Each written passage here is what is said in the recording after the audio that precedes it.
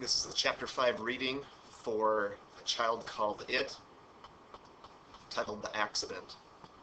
It is the summer of 1971 and Dave is 10 years old. School is out and he's being given very little to eat. He receives no lunch and gets dinner on only one day in 3. One evening, she grabs a knife and screams at him that if he does not finish his chores on time, she will kill him. It is not the first time she's made such a threat. He does not believe that she is going to strike him, but something happens to make her almost lose her balance. The knife flies from her hand and Dave ends up getting stabbed in the stomach. He loses consciousness. When he comes to, he is sitting on the toilet and Mother's putting gauze on the bleeding wound. He loses consciousness again, and when he recovers awareness, his mother is wrapping his lower chest in a cloth. He expects that she will take him to the hospital, but that is not what happens. Instead, she tells him that he has 30 minutes to finish washing the dishes. He struggles to get to the kitchen, although he is in pain and blood is seeping through the dresser.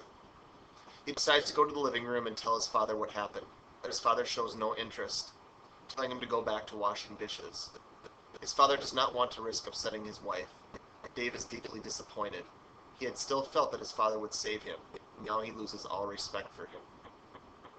Despite the pain, he goes back to washing and drying the dishes and trying to put them away. His mother gives him a glass of water, but says she cannot feed him for a few hours until he feels better.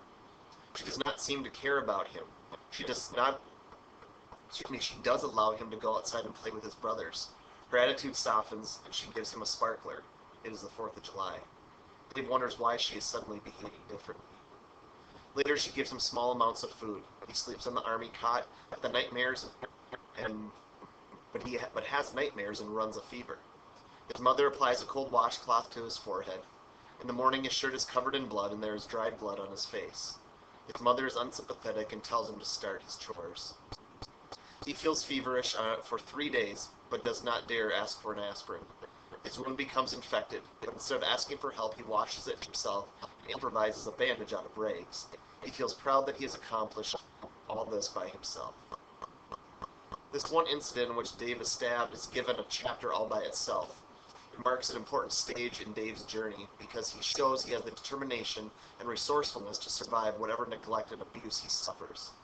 Once again, his mother's actions are almost incredibly callous and cruel, not to mention risky, since she could easily have killed the boy unintentionally with a knife.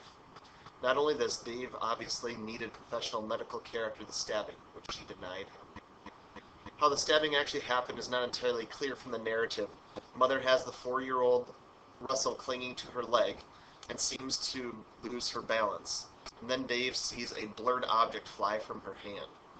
Did she mean to actually throw a knife at her child or not? The truth cannot be known.